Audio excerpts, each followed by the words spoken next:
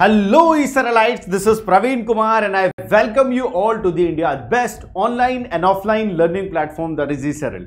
तो बच्चों, आज जिस चैप्टर के बारे में हम डिस्कशन करने वाले हैं वो चैप्टर है human eyes and colourful world. यानी ये जो कलरफुल वर्ल्ड है, इस कलरफुल वर्ल्ड के कलर्स का हम आनंद ले पाते हैं तो सिर्फ और सिर्फ हमारे एक सेंसरी ऑर्गन जिसका नाम है आइज। और ये आइज बहुत ही गजब का काम करती है, इसी के बारे में आज हम इस चैप्टर में पढ़ने वाले हैं। तो this is all about me, myself Praveen Kumar, जैसे कि आप सब लोग जानते हैं और प्यार से मुझे सभी बच्चे पी के बाबा के नाम से भी जानते हैं। तो बच्चों, ये चैप्टर का पूरा कच्चा चिट्ठा है जिसमें इस चैप्टर से लगभग हर साल 2 से 5 नंबर के क्वेश्चंस यानी 2 to 5 मार्क्स के क्वेश्चंस एवरी ईयर इस चैप्टर से पूछे जाते हैं। अब हम शुरू करें तो सबसे पहले यहां पर स्ट्रक्चर जो होता है, आई का स्ट्रक्चर, उससे क्वेश्चंस बनते हैं। तो इसके स्ट्रक्चर को हम समझेंगे। इस प्रकार का हमारा आई बॉल होता है और इस आई बॉल का सबसे जो आउटर एरिया होता है या सबसे जो आउटर पार्ट होता है वो यहां पर आपको दिखाई दे रहा है। उसके बाद आपको एक और लेयर दिखाई देगी, आपको ऐसे कई सारे यहां पर फिर लेंस दिखाई देगा, एक ब्लैक डॉट दिखाई देगा, फिर यहां पर बीच में कुछ लिक्विड टाइप होगा, तो बीच में इधर लास्ट में एक स्क्रीन होगी, ये कुछ नर्व्स हैं। तो इन सब के बारे में अपन इस चैप्टर में बात करने वाले हैं कि इनका क्या काम है, क्या है। तो the human eye is the sense organ which help us to see the colourful world around us. तो दिस इज वेरी ट्रू। अगर हमारे पास आंखें नहीं हैं तो हम इस संसार की जो रंग बिरंगे कलरफुल जो सीन्स हैं उनको नहीं देख सकते। अब हम आते हैं एक एक करके सारे के सारे जो इसके स्ट्रक्चरल ऑर्गेनाइजेशंस या ऑर्गन्स हैं या पार्ट्स हैं उनके बारे में थोड़ा सा बात करेंगे। यहाँ पर अगर अपन देखें तो सबसे पहले जो आउटर मोस्ट इसकी लेयर होती है that is known as cornea. और ये कॉर्निया जो होती है एक ट्रांसपेरेंट और प्रोटेक्टिव लेयर होती है, यानी कि ये जो जर्म्स और डस्ट वगैरह आते हैं हमारी आंख के अंदर, इन सबसे हमें प्रोटेक्ट करती है, हमारी आंख को बचाती है।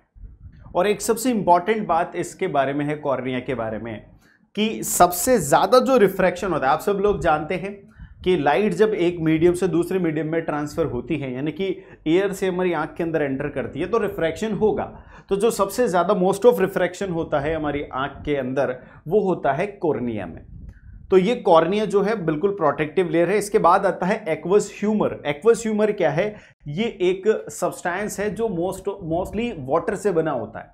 इसका जो मेन कॉम्पोजिशन है उसमें 99.9% वाटर होता है और 0.1% जो होते हैं कुछ न्यूट्रिएंट्स होते हैं, जैसे विटामिन्स हो गए, जैसे कि प्रोटीन्स हो गए, जैसे कि और जो न्यूट्रिएंट्स मिनरल्स वगैरह होते हैं वो इसमें होते हैं। और वो काम करता है जो सेल की अंदर वाली सेल्स होती है, मतलब जो इस आई की अंदर वाली सेल्स होती है उनको नरिश करने का।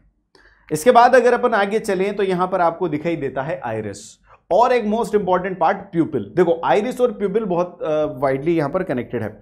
आइरिस क्या होता है? एक कलरफुल जो डायफ्राम होता है। आप लोगों ने देखा होगा किसी की आंखें नीली होती है, किसी की आंखें ब्राउन होती है, किसी की आंखें बिल्कुल ग्रे होती है। तो जो आंखों का कलर होता है वो जो बीच में राउंड शेप का जो कलरफुल एक डायफ्राम होता है जिसकी वजह से हमारी आंखों की ब्यूटी और ज्यादा बढ़ जाती है, वो कलर होता है आइरिस की वजह से। आइरिस का कलर होता है वो। अब ये आइरिस क्या है? ये एक मस्कुलर डायफ्राम है। ये क्या है बच्चों? मस्कुलर डायफ्राम है जो हमारा प्यूपिल की साइज को कंट्रोल करता है। अब प्यूपिल का क्या काम है सर? प्यूपिल जो होता है एक ब्लैक कलर का डॉट आपको बीच में दिखाई देगा। वो ब्लैक कलर का जो डॉट है उसके अंदर से ही लाइट जो है हमारी आंखों के अंदर एंटर करती है। तो जब भी उसका साइज छोटा होगा यानी कम अमाउंट ऑफ लाइट को वो एंटर करवा रहा है, और जब उसका साइज ज्यादा होगा यानी कि वो चाहता है कि ज्यादा अमाउंट ऑफ लाइट इसके अंदर एंटर करे। और वो साइज छोटा बड़ा कौन कंट्रोल करेगा? आइरिस कंट्रोल करता है। यानी amount of light that is entering into our eye is controlled by the pupil and size of pupil is controlled by the iris. Is it clear? अब जब अपन आगे चलेंगे तो यहां पर आपको दिखाई देगा क्रिस्टलाइन लेंस। तो यही लेंस होता है जो हमारी आंखों के अंदर आने वाली जो लाइट रेज होती हैं उनको कन्वर्ज करके उनकी एक इमेज बनाता है। कहां पर? आगे बात करेंगे कि कहां पर वो इमेज बनती है। यानी कि इमेज फॉर्मेशन का फाइनल काम कौन करता है? हमारा क्रिस्टलाइन लेंस। अच्छा, ये जो इमेज होती है ये अलग अलग डिस्टेंस के ऑब्जेक्ट, अलग अलग डिस्टेंस के जो ऑब्जेक्ट्स हैं उनकी इमेज एक ही प्लेस पर बनती है और उस प्लेस को रेटिना बोलते हैं। तो एक प्लेस पर यानी इमेज की डिस्टेंस सेम रखना और अलग अलग ऑब्जेक्ट की डिस्टेंसेस हैं उनके लिए इमेज की डिस्टेंस सेम रखना, ये कैसे पॉसिबल है? ये पॉसिबल हो पाता है कि वो लेंस जो है अपनी फोकल लेंथ चेंज कर ले। आपने लेंस फॉर्मूला पढ़ा होगा 1/f equal to 1/v minus 1/u। यानी कि अगर मैं u को चेंज करता रहूं और v को फिक्स कर दूं हर u की वैल्यूज के लिए, तो it must say that f को भी चेंज करना पड़ेगा, otherwise it is not possible. तो f यानी फोकल लेंथ, यानी लेंस की फोकल लेंथ चेंज होगी। तो यानी कि जो क्रिस्टलाइन लेंस है ये एक ऐसा लेंस है जो बिल्कुल फ्लेक्सिबल है, इसकी शेप और साइज चेंज किया जा सकता है, जिसकी वजह से इसकी क्या होगी, फोकल लेंथ चेंज हो जाएगी और एडजस्ट कर लेगा, वो डिफरेंट डिस्टेंसेस ऑफ ऑब्जेक्ट के लिए इमेज को बना देगा। तो ये फीचर होता है क्रिस्टलाइन लेंस का। अब इस क्रिस्टलाइन लेंस का जो शेप है, जो इसकी साइज है, उसको कौन कंट्रोल करता है, उसको कौन कम ज्यादा करता है, वो करती है सीलियरी मसल्स। ये जो सीलियरी मसल्स होती हैं ये लेंस को खींचती हैं और कॉन्ट्रैक्ट करती हैं, जिसकी वजह से इसका साइज थिक और थिन हो जाता है, जिससे अकॉर्डिंगली जो फोकल लेंथ की रिक्वायरमेंट होती है इमेज को फोकस करने के लिए वो प्रोड्यूस हो पाती है। इसके बाद आता है यहां पर विट्रस ह्यूमर। विट्रस ह्यूमर एक जेली लाइक फ्लूइड है जो इस आंख के जो आई है हमारी, इस आई के राउंड शेप, स्फेरिकल शेप को मेंटेन करके रखता है और इसके प्रेशर को मेंटेन करके रखता है। इसके बाद अगर अपन चलें तो ये है रेटिना, जो उसके बैक साइड पर होता है, और रेटिना एक तरह की स्क्रीन है जहां पर इमेज प्रोड्यूस होती है, और इस रेटिना पर ही ऐसी सेल्स होती हैं जो उस इमेज की इंफॉर्मेशन को क्या कर सकती है, सेंस कर सकते हैं। दो cells are known as rods and cones, यानी रोड्स और कॉन्स करके कुछ सेल्स होती हैं जो भी इमेज बनी उस इमेज की इंफॉर्मेशन को उसकी अपनी भाषा में डिकोड करती हैं, और दैट सिग्नल्स जो डिकोडिंग करने के बाद जो सिग्नल्स प्रोड्यूस होते हैं, that signals were processed by the optic nerve, और कहां पर पहुंचाए जाते हैं, ये ऑप्टिक नर्व उस सिग्नल्स को ट्रांसपोर्ट करती है टू दी ब्रेन, और ब्रेन फिर उसको प्रोसेस करके अंडरस्टैंड करता है कि क्या इमेज है, क्या नहीं है, कौन है या कौन नहीं है। ये पूरा का पूरा आंख का प्रोसेस है, पूरी स्ट्रक्चर है, और उसके स्ट्रक्चर के हर एक पार्ट का जो वर्किंग और फंक्शन है वो मैंने आपको बता दिया है। ठीक है, अब हम बात करते हैं कि नॉर्मल आई जो होती है उस नॉर्मल आई की क्या कैपेबिलिटीज होती हैं। तो मैं आपको बता दूं, नॉर्मल आई का जो फार पॉइंट होता है, यानी कि अधिकतम वो जितनी दूरी पर देख सकते हैं, वो है इन्फिनिटी। आप लोगों को लगता होगा कि सर यार ये 100-200 मीटर दूर के पेड़ तो हमें दिखाई नहीं देते ढंग से, और आप तो इन्फिनिटी बोल रहे हो। तो बच्चों इन्फिनिटी ही होता है। आप लोगों ने सन को देखा है, सन आपसे कितना दूर है, आपकी जिस डायमीटर, जिस पैरामीटर्स में आप काम कर रहे हो ना, जिस डिस्टेंसेस में आप काम करते हो, उस डिस्टेंसेस के कंपैरिजन में सन की डिस्टेंस इनफाइनाइट ही है। तो सन एट इन्फिनिटी, सन कहां पर है, इन्फिनिटी पर है, और उस इन्फिनिटी पर रखे हुए एक ऑब्जेक्ट को आप देख पा रहे हो just because of capabilities of your eye. तो आपकी आई जो है, बस amount of light, intensity of light proper होनी चाहिए उस सोर्स से। अगर वो कहीं भी रखा है, इन्फिनिटी पर रखा है, तो वहां से भी आप उसको देख सकते हो। न्यूनतम कितना देख सकते हैं, मिनिमम, जैसे मान लो ये पेन है, मैं इसको बहुत अच्छे से विजुअलाइज कर पा रहा हूं, बहुत अच्छे से इसके सारे फीचर्स को ऑब्जर्व कर पा रहा हूं, लेकिन जब मैं इसको पास लाते जाऊंगा, एक डिस्टेंस ऐसी आएगी, उसके बाद मैं इसके फीचर्स, यानी कि इसकी जो मेन फीचर्स इसके हैं ना, वो डिस्ट्रॉय होने लग जाएंगे और मुझे बहुत अच्छे से नहीं दिखेगा, और ज्यादा पास लाए तो दो दिखने लग जाएंगे। यानी कि जो मिनिमम डिस्टेंस होती है जिस पर डिस्टिंक्ट विजन में रख सकता हूं, यानी एक ऐसा विजन जिसमें सारे फीचर्स प्रॉपर्ली विजिबल हो, ऑब्जर्वेबल हो, तो वो जो मिनिमम डिस्टेंस होती है डिस्टिंक्ट विजन की, वो होती है 25 सेंटीमीटर। उससे कम पर अगर अब मैं क्लोज लेकर आऊंगा, और क्लोजर एंड 24 सेंटीमीटर या 20 सेंटीमीटर पर अगर इस ऑब्जेक्ट को लेकर आऊंगा, तो फिर मैं उसके सारे फीचर्स बहुत अच्छे से डिस्टिंक्टली विजिबल नहीं होंगे। तो ये है हमारा नियर पॉइंट और फार पॉइंट, यानी नियर पॉइंट 25 सेंटीमीटर और फार पॉइंट इन्फिनिटी, यानी हमारी जो बेस्ट विजुअल रेंज होती है वो 25 से इन्फिनिटी होती है। तो बच्चों ऐसे ही ई सरल जो है आप लोगों को अपने ऐप के अंदर recorded animated video lectures provide करता है, live classes, audio visual interaction वाली स्मॉल बेस साइज वाली लाइव क्लासेस आप लोगों को प्रोवाइड करता है, 5 layer doubt solving, 5 layer mentorship, और ऐसे कई सारे फीचर्स आप लोगों को प्रोवाइड करता है अपने कोर्सेज में, जिससे बच्चों ने काफी अच्छे रिजल्ट प्रोड्यूस किए हैं। अधिश्री ने पूरे गोवा बोर्ड को टॉप किया है, 99.2% बच्चे लेकर आ रहे हैं। कई सारे बच्चे हैं जिन्होंने बहुत अच्छा फोड़ा है, 30% से ज्यादा बच्चे ऐसे हैं जिनके 90+ से ज्यादा स्कोर है। तो कई सारे बच्चों के हर सब्जेक्ट में 100 on 100, तो ऐसे कई सारे अच्छे रिजल्ट्स जो इनके बदौलत आए हैं। तो आप भी इन कोर्सेज को इनरोल कर सकते हैं। अगर आप क्लास 10th में हैं तो चैम 2025 को इनरोल करें, और अगर आप चाहते हैं कि आज से ही आपकी जेईई और नीट की तैयारी भी शुरू हो जाए और आप टॉप 100 में अपनी रैंक सिक्योर कर पाओ, तो अग्नि जेईई और नीट में आप इनरोल कर सकते हैं। तो बच्चों थोड़ा सा आगे बढ़ते हैं। अब हमने बात की डिस्टिंक्ट विजन की, तो डिस्टिंक्ट विजन में क्या था कि 25 सेंटीमीटर पर कोई ऑब्जेक्ट है, यानी कि जो नियर ऑब्जेक्ट है उसको आप देख पाओगे और फार में इन्फिनिटी तक का देख पाओगे। तो फार से जो ऑब्जेक्ट होता है वहां से लाइट रेस पैरेलल आती है। आप सब लोग जानते हैं कि दूर से लाइट रेस कैसी आती है, पैरेलल। और इन पैरेलल लाइट रेस को क्या करता है, ये लेंस जो होता है हमारा क्रिस्टलाइन लेंस, ये फाइनली फोकस करता है कहां पर, रेटिना पर। इसके बाद अगर मैं नियर ऑब्जेक्ट का देखूं तो नियर ऑब्जेक्ट से क्या होती है, डाइवर्जिंग लाइट रेज आती है और डाइवर्जिंग लाइट रेज को ज्यादा कन्वर्ज करके रेटिना पर फोकस कर दिया जाता है। इसको थोड़ा डिटेल में देखते हैं। यहां पर देखो बहुत ज्यादा दूर ऑब्जेक्ट है, पैरेलल लाइट रेज आ रही है, इसने कन्वर्ज किया और रेटिना पर फोकस कर दिया। आप देखोगे कि ये जो ओरिजिनल डायरेक्शन थी लाइट रेज की, उस ओरिजिनल डायरेक्शन को बैंड इसने किया। आप यहां पर ऑब्जर्व कर पाओगे कि जो बैंडिंग हो रही है वो रिलेटिवली कमजोर है, मतलब बहुत ज्यादा बैंड नहीं करना पड़ रहा। पैरेलल लाइट रेज को कम बैंड करते ही फोकस हो जाएगी वो, तो बहुत कम बैंडिंग करनी पड़ रही है। यानी जो कन्वर्जिंग पावर यहां पर यूज हो रही है, कन्वर्जिंग पावर यहां पर यूज हो रही है, दैट पावर इज लेस, यानी लेस पावर यूज हो रही है। यानी कि जब पावर कम होती है तो क्या फोकल लेंथ बढ़ जाती है, यानी ये जो लेंस होगा जो कम पावर प्रोड्यूस कर रहा है ये ज्यादा फोकल लेंथ का लेंस होगा। कैसा लेंस होगा, ज्यादा फोकल लेंथ का लेंस होगा, क्योंकि है तो कॉन्वेक्स, तो ज्यादा फोकल लेंथ का लेंस होगा, क्योंकि पावर जो है इनवर्सली प्रोपोर्शनल होती है फोकल लेंथ के, ये सब आप जानते हैं। तो ऐसे केस में क्या होता है, जब डिस्टेंट ऑब्जेक्ट को देखना होता है, सीलियरी मसल्स रिलैक्स्ड होती हैं। सीलियरी मसल्स रिलैक्स होने से ये क्या हो जाता है, थिन हो जाता है। थिन मतलब पतला, लेंस पतला हो जाता है, क्योंकि फोकल लेंथ ज्यादा है।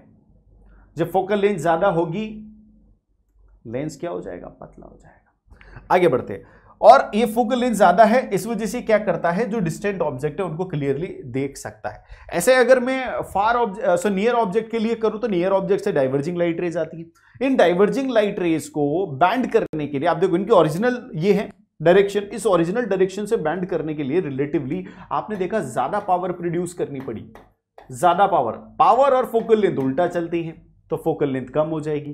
तो कम फोकल लेंथ का मतलब क्या हो जाएगा, लेंस थिक हो जाएगा, मोटा। इसको बोलूंगा मैं फोकल लेंथ कम तो छोटा, तो ये फोकल लेंथ छोटा तो लेंस विल बिकम मोटा, मोटे को बोलते हैं हम थिक, तो लेंस कैसा हो जाएगा, थिक। तो यहां पर सीलियरी मसल्स कॉन्ट्रैक्ट करेंगी तो लेंस कैसा हो जाएगा, थिक हो जाएगा, मोटा हो जाएगा। और जब लेंस मोटा होगा तो फोकल लेंथ डिक्रीज होगी। डिक्रीज फोकल लेंथ में क्या होता है, जो नियर ऑब्जेक्ट्स हैं उसकी इमेज रेटिना पर प्रॉपरली बन पाती है। तो ये पूरा का पूरा विजन सिस्टम है जिससे हमारी आंखें काम करती हैं।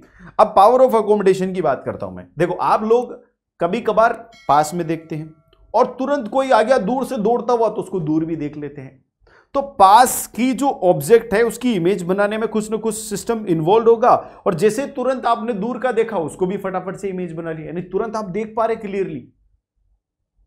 तो जो ये फास्ट तरीके से आपकी आंख ने अपनी फोकल, क्योंकि दूर ऑब्जेक्ट है तो उसके लिए अलग फोकल लेंथ चाहिए, उसके लिए अलग शेप चाहिए, पास है तो उसके लिए अलग शेप चाहिए। तो पास और दूर के ऑब्जेक्ट्स को सही तरीके से देखने के लिए ये जो चेंज आपकी आंख के लेंस के अंदर हो रहा है ये इतना फ्रीक्वेंट हो रहा है। तो ये जो चेंज करने की पावर है अपनी आंख की, that power is known as power of accommodation. तो the ability of eye lens to see both near and distant objects by adjusting its focal length is called the power of accommodation. और power of accommodation अगर हमारी अच्छी है तो बहुत अच्छी बात है। The eye lens is composed of fibrous jelly like material. आप सब जानते हैं कि जो लेंस है वो फाइब्रस जेली लाइक मटेरियल से बना होता है, सो दैट उसका कर्वेचर, उसका शेप और size can be change to the some extent. और वो कौन करता है, सीलियरी मसल्स करती हैं। When the muscles are relaxed, the lens become thin, और थिन लेंस की फोकल लेंथ ज्यादा होती है, इसलिए वो फार ऑब्जेक्ट्स को जो है फोकस कर पाता है। इसी प्रकार जब यहां पर आप देखेंगे तो क्या हो जाएगा, ये कॉन्ट्रैक्ट करेंगे तो कॉन्ट्रैक्ट करते ही लेंस जो है थिक हो जाएगा, मोटा हो जाएगा, और मोटा होते ही फोकल लेंथ डिक्रीज कर जाएगी, और फोकल लेंथ डिक्रीज करेगी तो आप नियर ऑब्जेक्ट्स को अच्छे से देख सकते हैं। अब हम बात करते हैं कि जब ये सिस्टम प्रॉपरली काम कर रहा है तो हमारी विजन बहुत बेस्ट है। लेकिन अगर मान लो इस सिस्टम में कोई ना कोई प्रॉब्लम आ जाए, जैसे कि मान लो आपको अच्छे से दिख रहा था लेकिन अब नहीं दिख रहा है, तो जो प्रॉब्लम है ना उस प्रॉब्लम को ठीक करने के लिए हमारे पास कुछ करेक्टिव मेजर्स होते हैं। तो हम यहां पर पढ़ेंगे कि प्रॉब्लम क्या है, डिफेक्ट्स क्या है और उसको करेक्शन के लिए कैसे क्या चीज यूज कर सकते हैं। तो आप जानते हैं नॉर्मल विजन में क्या होता है, दूर वाले के पैरेलल लाइट रेज आते हैं, उनको फोकस करना होता है। पास वाले के लिए डाइवर्जिंग लाइट रेज आती हैं, जिनको भी वही रेटिना पर ही फोकस करना होता है। यानी एक बार हमारे लेंस को दो अलग अलग डिस्टेंस की इमेजेस देखने के लिए एक बार तो कम पावर लगानी पड़ेगी, एक बार ज्यादा पावर लगानी पड़ेगी। यही है माजरा। अब देखते हैं अपन, अब जब अपन आगे आते हैं तो यहां पर एक विशेष प्रकार के कुछ जो है डिफेक्ट्स पढ़ने को मिलेंगे। एक मायोपिया, हाइपरमेट्रोपिया, प्रेसबायोपिया और एस्टिग्मेटिज्म, एक एक करके पढ़ते हैं। नियर साइटेडनेस और मायोपिया। ये जो नियर साइटेडनेस है, इसका खुद का मतलब ये है कि भैया नियर की साइट है, नियर की साइट है, इसका मतलब ये है नियर की साइट है। इसका मतलब पास का तो दिखता है, तकलीफ कहां है, दूर का नहीं दिखता।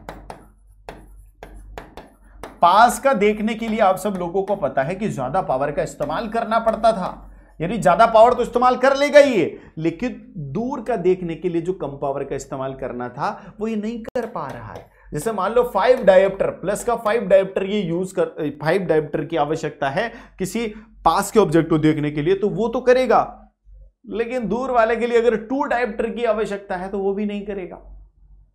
उस पर भी क्या कर देगा, ज्यादा पावर का इस्तेमाल कर देगा। तो जब दूर वाले को ज्यादा पावर का इस्तेमाल कर देगा तो फिर क्या होगा, वो बेचारा रेटिना पर कन्वर्ज होने की जगह पहले ही कन्वर्ज हो जाएगा। जैसे ये तो प्रॉपर बन रही है, अगर मैं फार वाले ऑब्जेक्ट को देखूं तो उसको भी ज्यादा कन्वर्ज कर दिया, यही हो गया। तो जब लाइट रेस पहले ही कन्वर्ज हो जा रही है तो ऐसे डिफेक्ट को करेक्ट करने के लिए कौन सा लेंस यूज करना पड़ेगा, डाइवर्जिंग लेंस, और that diverging lens is concave lens. तो near sightedness, it is the defect in which a person can see nearby objects clearly but cannot see far off objects clearly. Here either क्यों होता है ये, या तो eyeball shot to longer हो गया हो, आईबॉल कैसा हो गया हो, बहुत लंबा हो गया हो, या focal length of the eye lens becomes too short, यानी फोकल लेंथ उसकी कम होगी। अब तो एक ही बात है, अगर आई बॉल लंबा हो जाएगा तो फोकल लेंथ शॉर्ट हो जाएगी, इसकी वजह से ऐसा हो रहा है। इसको करेक्ट किया जा सकता है किसके द्वारा, it can be corrected by the using concave lens. जैसे यहां पर अगर मैं बताता हूं, अगर ऑब्जेक्ट बहुत दूर है तो दूर वाले ऑब्जेक्ट को ऐसे करके आएंगे, बीच में हमने एक लेंस लगाएंगे, यहां पर इमेज हो रही है फोकस, अब रेटिना पर होनी चाहिए तो बीच में हमने एक लेंस लगाया, लेंस ने इसको थोड़ा सा डाइवर्ज कर दिया, इतना डाइवर्ज ताकि यहां पर कन्वर्ज ना होकर कहां पर कन्वर्ज हो, रेटिना पर। और जब ये रेटिना पर कन्वर्ज हो जाएगी तो हो गया, हमें देखने लगी इमेज। और इस प्रकार यहां पर जो है देखो, हमारे यहां पर जो आंख के अंदर जो लाइट रेज आ रही हैं वो ऐसे पैरेलल नहीं आ रही है, आंख के लेंस के अंदर एंटर करी कैसी, डाइवर्जिंग। तो डाइवर्जिंग लाइट रेज किसी पॉइंट सोर्स से आ रही होती है, तो हमारी आंख को लगेगा कि जो इन्फिनिटी पर ऑब्जेक्ट है वो कहां रखा हुआ है, यहां पर। ऐसे ही similarly far sightedness, far sightedness का मतलब क्या होता है कि भैया दूर की साइट है, फार साइट है, क्या है, फार साइट है।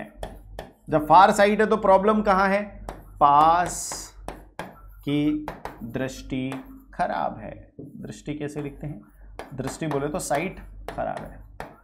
अब जो पास की दृष्टि खराब है यानी नियर साइट में प्रॉब्लम है, तो यानी कि क्या हो रहा है, दूर वाले को जो कम बैंड करना पड़ता था, दूर वाले के लिए 2 डायोप्टर की पावर लगानी पड़ रही थी, अब ये पास वाले के लिए भी 2 ही डायोप्टर की पावर लगा रहा है।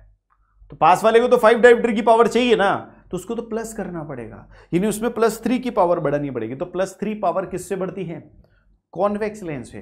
तो यहां पर देखते हैं कैसे होगा सीन। ये जो है दूर वाले ऑब्जेक्ट को अच्छे से देख पा रहा है, पास वाले ऑब्जेक्ट्स को भी ये क्या कर रहा है, कम बैंड कर पा रहा है। तो जैसे ये कम बैंड करेगा तो इमेज बनेगी रेटिना के पीछे। अब रेटिना के पीछे इमेज बने, ये रेटिना के आगे बने, कोई मतलब की नहीं है, रेटिना पर बने वो काम की है। तो रेटिना पर बनाने के लिए हम क्या करेंगे, एक थोड़ा सा सेटअप चेंज करेंगे। देखो यहां पर कॉन्वेक्स लेंस द्वारा इसको ठीक किया जाता है, ये सारी बातें मैंने आपको बता दी। अब थोड़ा कैसे होता है, काम कैसे करता है वो बताता हूं। ऐसे लाइट रेज आ रही थी जिसको कहां पर, ये रेटिना के पीछे जाकर कन्वर्ज कर पा रहा था, बीच में मैंने एक एडजस्टमेंट किया, एक कॉन्वेक्स लेंस लगाया। कॉन्वेक्स लेंस ने इसको क्या किया, ये ज्यादा डाइवर्जिंग थी, इसको थोड़ी कम डाइवर्ज कर दिया। अब थोड़ी कम डाइवर्ज कर दिया तो ये रेटिना पर फोकस हो जाएगी, और रेटिना पर फोकस होती इमेज बन गई, दिखने लग जाएगा। लेकिन आप देखो ये जो लाइट रेज ऐसे आ रही थी आंख के अंदर, ऐसे नहीं आ रही है। आंख के अंदर जब एंटर कर रही है ना तो ये अलग ओरिएंटेशन में कर रही है। तो अलग ओरिएंटेशन मतलब ये इस तरीके से कर रही है जैसे ऑब्जेक्ट कहां रखा हो, यहां पर। तो यानी यहां वाले ऑब्जेक्ट को यहां देख पा रही है हमारी आंख। इसीलिए जब हम चश्मा पहनते हैं तो हमें ऑब्जेक्ट आगे पीछे दिखाई देते हैं। तो चश्मा से हमारा डिस्टेंस जो है चेंज हो जाता है ऑब्जेक्ट का। तो ये तो है फार साइटेडनेस। मैंने बताया नियर साइटेडनेस जो होती है उसके अंदर कॉनकेव लेंस से हम ठीक करते हैं और फार साइटेडनेस में हम कॉन्वेक्स से ठीक करते हैं। नियर का मतलब पास वाली साइड है, दूर वाली में प्रॉब्लम है। फार साइटेड मतलब दूर वाली साइड है, पास वाली में प्रॉब्लम है। ठीक है। ऐसे एक और डिफेक्ट होता है प्रेस बायोपिया। प्रेस बायोपिया डिफेक्ट जो होता है इसमें एज की वजह से ऐसा होता है। देखो, एक तो होता है कोई नॉर्मल दूसरी प्रॉब्लम्स की वजह से, एक होता है एज की वजह से। जब ज्यादा एज हो जाती है तो ज्यादा एज के टाइम पर क्या होता है, तो ज्यादा एज के टाइम पर हमारी सीलियरी मसल्स जो होती है वो रिजिड हो जाती है, यानी वो फ्लेक्सिबल उतनी नहीं रहती है। तो फ्लेक्सिबल नहीं रहेंगी तो हमारा लेंस भी प्रॉपरली एकोमोडेट नहीं कर पाएगा डिस्टेंसेस ऑफ ऑब्जेक्ट को, तो नहीं कर पाएगा तो यानी इमेज हमेशा सही जगह पर नहीं बन पाएगी। तो ऐसे में या तो नियर साइड में प्रॉब्लम हो सकती है या फार साइड में प्रॉब्लम हो सकती है या दोनों ही साइड में प्रॉब्लम हो सकती है। तो ऐसी डिफेक्ट्स को हम बाइफोकल लेंस यूज करके भी ठीक कर सकते हैं प्रेस बायोपिया को। तो प्रेस बायोपिया एक तो किसकी वजह से होता है, एज की वजह से। इसको ठीक करने के लिए बाइफोकल लेंस का इस्तेमाल हम करते हैं क्योंकि इसमें पास और दूर दोनों की ही प्रॉब्लम हो सकती है। एक होता है एस्टिग्मेटिज्म। एस्टिग्मेटिज्म में क्या होता है, मल्टीपल इमेजेस फॉर्म होने लग जाती है, यानी एक ही ऑब्जेक्ट की मल्टीपल इमेजेस फॉर्म होने लग जाती है, एक दूसरे के ऊपर ओवरलैप करने लग जाती है। ठीक है, पार्शियल और फुल ओवरलैप करने लग जाते, तो हम अच्छे से किसी ऑब्जेक्ट को नहीं देख पाते। तो ऐसे को ठीक करने के लिए हम सिलेंड्रिकल लेंस का इस्तेमाल करते हैं और सिलेंड्रिकल लेंस जो होता है वो ऐसी प्रॉब्लम को क्या करता है, करेक्ट कर देता है। अब हम आते हैं थोड़े से नेचुरल फिनोमिना पर। तो उस नेचुरल फिनोमिना में हम जरा सा समझते हैं रिफ्रैक्शन थ्रू ट्रायंगुलर प्रिज्म। अगर मैं ट्रायंगुलर प्रिज्म में एक लाइट रे एंटर कराऊंगा तो आप जानते हैं कि यहां पर एयर है और यहां पर ग्लास। जैसे कि हमने लाइट चैप्टर में पढ़ा है कि जब भी लाइट रे एक मीडियम से दूसरे मीडियम में जाती है तो क्या करती है, बैंड हो जाती है। तो यहां पर क्योंकि ये रेयर से डेंसर में जा रही है तो टुवर्ड्स द नॉर्मल बैंड होगी, तो ये टुवर्ड्स द नॉर्मल बैंड होगी। इसकी ओरिजिनल जो डायरेक्शन थी उससे बैंड होकर टुवर्ड्स द नॉर्मल, ये नॉर्मल है, नॉर्मल की तरफ आ गई। ऐसे जब दूसरे इंटरफेस पर ये जाएगी तो वहां पर ग्लास से एयर में जा रही है, तो जब ग्लास से एयर में जा रही है मतलब डेंसर टू रेयर जा रही है और यहां पर बैंड होगी, लेकिन कैसे होगी, अवे फ्रॉम द नॉर्मल। तो यहां का नॉर्मल कैसा है, ऐसा, तो इस नॉर्मल से और दूर हो जाएंगे। तो जब लाइट रेज ट्रायंगुलर प्रिज्म में एंटर करती हैं और लीव करती हैं तो वो इस पैटर्न में जाती है। ये जो एंगल होता है ये वाले नॉर्मल से इसका, तो इसको एंगल ऑफ इंसिडेंस बोलते हैं। और जब ये प्रिज्म को लीव कर रही होती है तो वो जो एंगल होता है उसको बोलते हैं एंगल ऑफ एमरजेंस, उसको ई से रिप्रेजेंट करते हैं। और बीच में जो एंगल्स होते हैं नॉर्मल के साथ वो R1 और R2 से रिप्रेजेंट किए जाते हैं। ठीक है, तो ये इस प्रकार से रिफ्रैक्शन हो गया। अब इसका फंडा हमें समझना है किसके लिए, डिस्पर्जन के लिए। तो सबसे पहले ये जानते हैं कि जो हम व्हाइट लाइट देखते हैं वो व्हाइट लाइट सिर्फ एक प्रकार की लाइट नहीं है, उसमें 7 कलर्स छुपे हुए हैं, यानी उस व्हाइट लाइट के अंदर 7 कलर छुपे हुए हैं। उन 7 कलर्स को कंबाइंड अगर हम देखें तो व्हाइट लाइट दिखाई देता है, लेकिन अलग अलग देखें तो वो अलग अलग कलर दिखाई दे। तो हम स्टडी के लिए इनमें थोड़ा सा ध्यान देते हैं कि ये जो कलर्स है इनकी वेवलेंथ नीचे की तरफ आप चलोगे तो बढ़ेगी, और इसको रिप्रेजेंट करते हैं विबग्योर नाम से, यानी violet, indigo, blue, green, yellow, orange और रेड। विबग्योर इसका एक ट्रिक है याद करने का, मेमोनिक्स है। तो ऐसे 400 नैनोमीटर से 700 नैनोमीटर के बीच इसकी क्या होती है, वेवलेंथ होती है, जो इंक्रीज होती है नीचे की तरफ चलने से। अब जब वेवलेंथ इंक्रीज होगी तो यहां पर क्या होता है, फ्रीक्वेंसी डिक्रीज हो जाए, लेकिन फ्रीक्वेंसी में जो डिक्रीमेंट होता है वो बहुत ज्यादा नहीं होता है, बहुत सिग्निफिकेंट नहीं होता। आप जानते हैं स्पीड ऑफ लाइट अगर किसी मीडियम में मैं बात करूं तो डिपेंड करती है उस लाइट के वेवलेंथ पर। अगर अलग अलग कलर की वेवलेंथ अलग अलग है तो उन अलग अलग कलर की लाइट्स की जो स्पीड होगी किसी पर्टिकुलर मीडियम में दैट विल बी डिफरेंट, वो भी अलग अलग होगी। तो देखो यहां पर अगर मैं एक बार लाइट भेजता हूं और इस लाइट का नाम मैंने बोल दिया व्हाइट लाइट, क्योंकि ये व्हाइट बैकग्राउंड है तो इस पर व्हाइट लाइट बनाना पॉसिबल नहीं था, तो मैंने ब्लैक कलर से डिनोट किया, बट आप सब लोग इसे व्हाइट लाइट ही समझे। ये क्या है, व्हाइट लाइट। जब व्हाइट लाइट किसी ट्रायंगुलर प्रिज्म में एंटर करेगी तो जैसे ही वो एंटर करेगी इस मीडियम के अंदर अलग अलग कलर की जो लाइट है वो अलग अलग स्पीड से चलेगी। सबसे ज्यादा वेवलेंथ किसकी होती है, आप चलेंगे विबग्योर में तो R सबसे बाद में आता है, तो जैसे सबसे बाद में आएगा उसकी वेवलेंथ सबसे ज्यादा, यानी रेड की वेवलेंथ सबसे ज्यादा। रेड की वेवलेंथ सबसे ज्यादा तो रेड की स्पीड भी सबसे ज्यादा। अगर रेड की स्पीड किसी मीडियम में सबसे ज्यादा तो रेड की क्या होगी, उसकी बैंडिंग सबसे कम होगी। तो यहां पे रेड सबसे कम बैंड करेगा, वॉयलेट सबसे ज्यादा बैंड करेगा। तो किसी भी ट्रायंगुलर प्रिज्म में रेड कलर सबसे ज्यादा स्पीड से आता है, यानी सबसे कम बेंडिंग होती है, और वॉयलेट कलर सबसे कम स्पीड से निकलता है, इसलिए सबसे ज्यादा बेंडिंग होती है।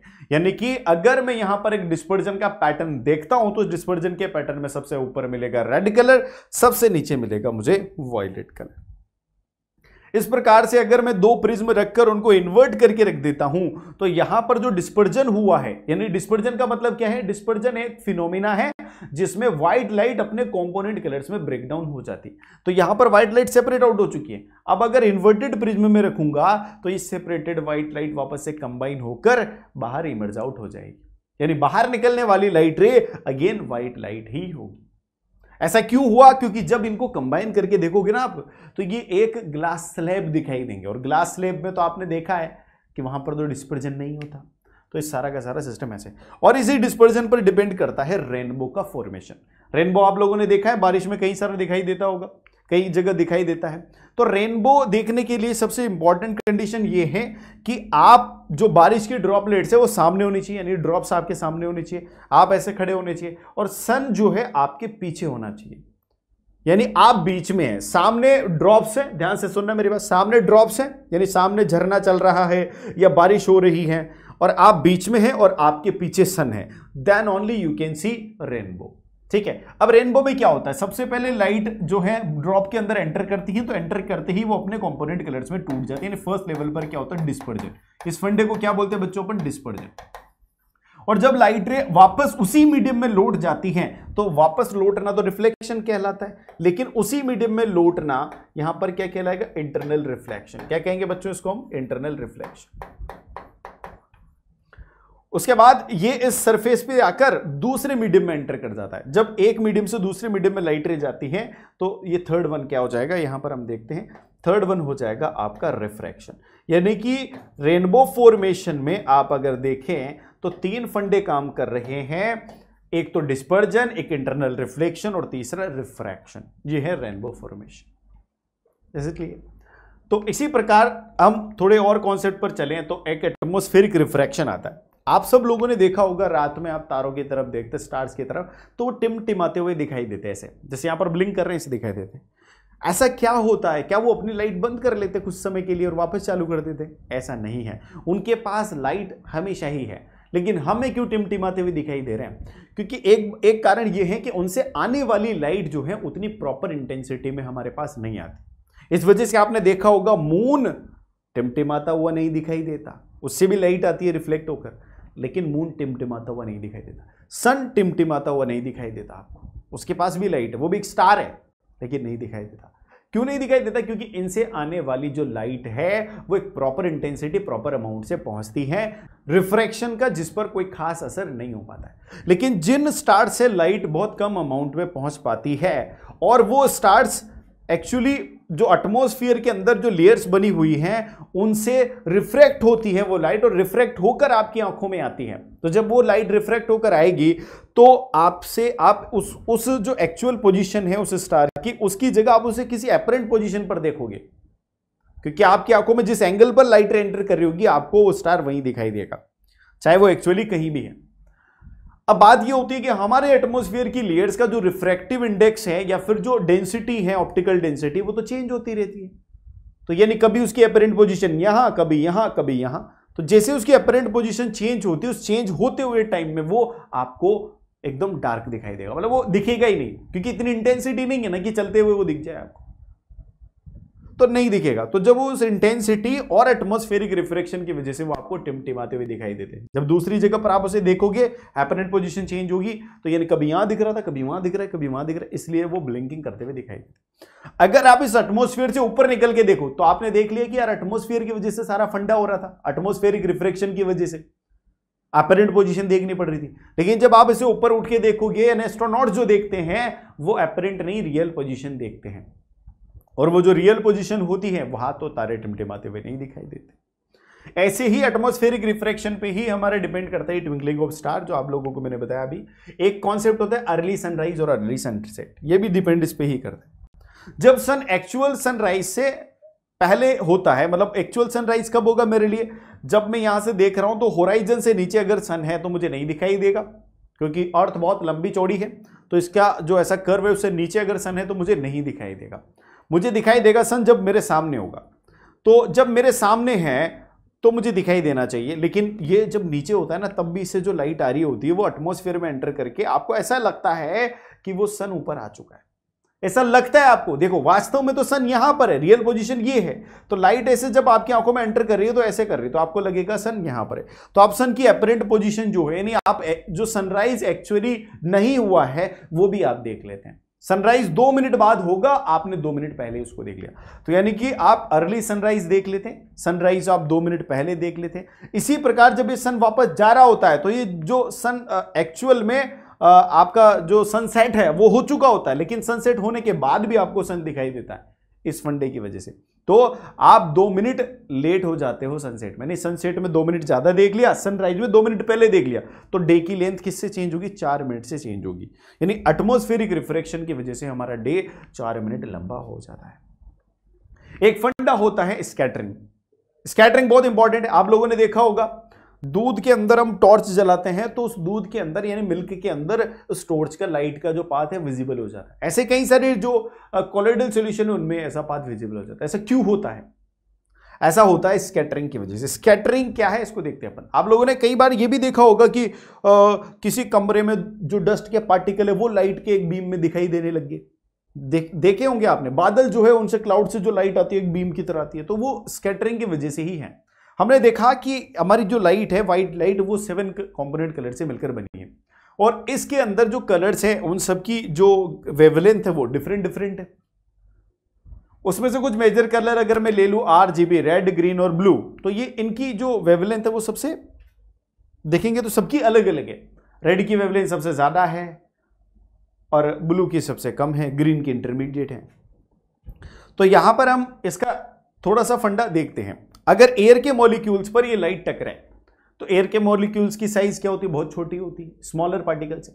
तो जो स्मॉलर पार्टिकल है वो स्मॉलर वेवलेंथ की लाइट को ही स्कैटर कर पाएंगे। स्कैटर का मतलब क्या है? स्कैटर का मतलब है कि ये पार्टिकल उसमें से उस कलर की लाइट को पकड़ेगा और अपने आसपास बिखेर लेगा।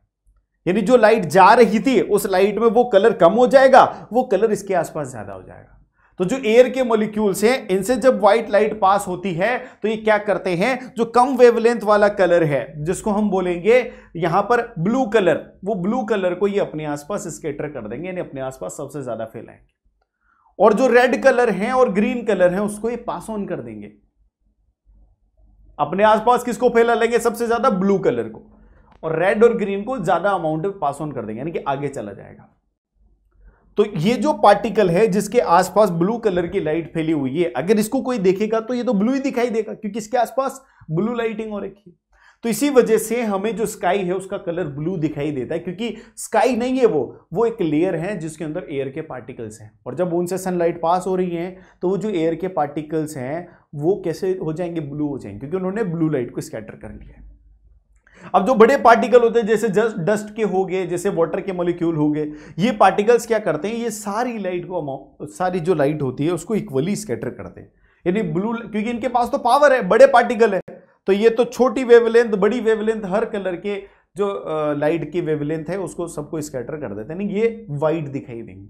तो जो कोलोइडल सॉल्यूशन होते हैं उस पर पार्टिकल्स का पाथ विजिबल होने का कारण यही है क्योंकि वो बड़े पार्टिकल होते हैं और वो व्हाइट लाइट को स्कैटर करते हैं। तो this is all about the chapter.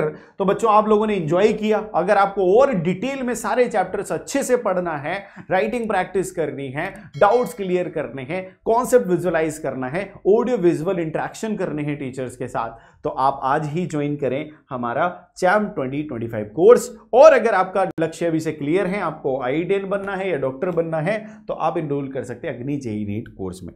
तो this is all about the chapter.